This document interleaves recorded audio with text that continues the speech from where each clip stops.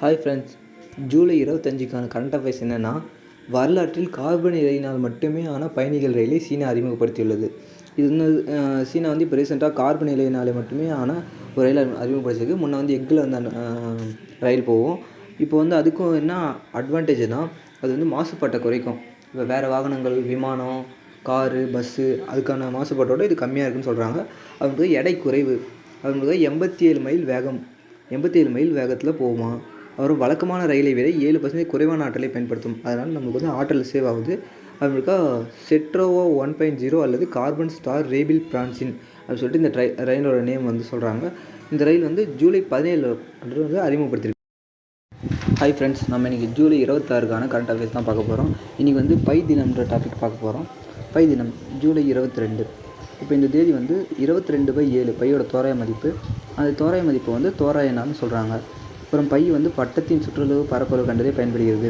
அப்புறம் பை மாறிலி வந்து அதோட வேல்யூ வந்து 3.14. இது வந்து பார்க்க டேட் மாதிரி இருக்குது. 3rd month 14th டேட்டு, 3வது மாதம் 14ஆம் தேதி. ஸோ மார்ச் 14 வந்து பை தினம். பை வந்து கிரேக்க எழுத்து. இதை கண்டறிஞ்சவர் வந்து வில்லியம் ஜோன்ஸ் 1706 வந்து இதை கண்டுபிடிச்சிருக்காரு. அப்புறம் இந்த பிரபலப்படுத்தியவர் வந்து 1937 Leonhard Euler. Daily current affairs July 27. விளையாட்டுச் செய்தி. 2024ஆம் ஆண்டில் வில்லிங்டன் இறுதிப் போட்டி இங்கிலாந்திலுக்கு லண்டனில் நடந்துச்சுன்னு சொல்கிறாங்க. அப்புறம் செர்பியாவின் நோவாக் ஜோகோவிச்சை வீழ்த்தி ஸ்பெயின் கார்லோஸ் அல்க்ராஸ் வில்லிங்டன் ஆடவர் ஒற்றையர் போட்டி பட்டம் பெற்றார். ஒற்றையராக ஆடவர் போட்டியில் ஜெயித்தவர் ஸ்பெயின் கார்லோஸ் அல்க்ராஸ். அதே மகளிர் ஒற்றையர் பிரிவில் இத்தாலியன் ஜாஸ்மின் பவுலினியை வீழ்த்தி செக் குடியரசின் பார்போரோ கிரெஜ்கோவா பட்டம் பெற்றார். மற்ற வெற்றியாளர்கள். மகளிர் இரட்டையர் போட்டியில் வந்து டெய்லர் டவுன்செட்டும் கேடரினா சினியாகோவா. அதே ஆடவர் இரட்டையர் போட்டியில் பாட்டன் மற்றும் ஹீலியோவாரா. அதே கலப்பு இரட்டையர் போட்டியில் ஹியூசிச் சூவி அண்டு ஜான் ஜில்லிங்ஸி. இது கரெக்டாக படிச்சுக்கோங்க. இது பேர் ஒரு மாதிரி குழப்புற மாதிரி தான் இருக்கும். ஜூலை மாதத்தின் முக்கியமான தினங்கள். பை மதிப்பின் தோராய மதிப்பு தினம் ஜூலை 22. உலக மூளை தினம் ஜூலை 22. தேசிய ஒலிபரப்பு தினம் ஜூலை 23.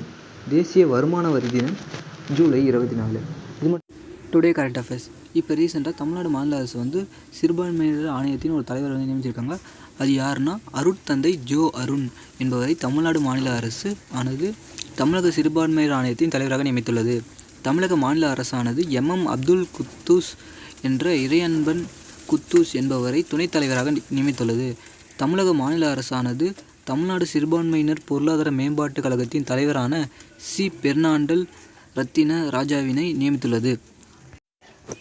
இதில் சிறுபான்மையர் ஆணையத்தின் தலைவர் பேர் வந்து ஜோ அருண். அதோட துணைத் தலைவர் பேர் அப்துல் குத்தூஸ். இவர் வந்து ஒரு முஸ்லீம். அதுதான் இறையன்பன் சொல்லியிருக்காங்க.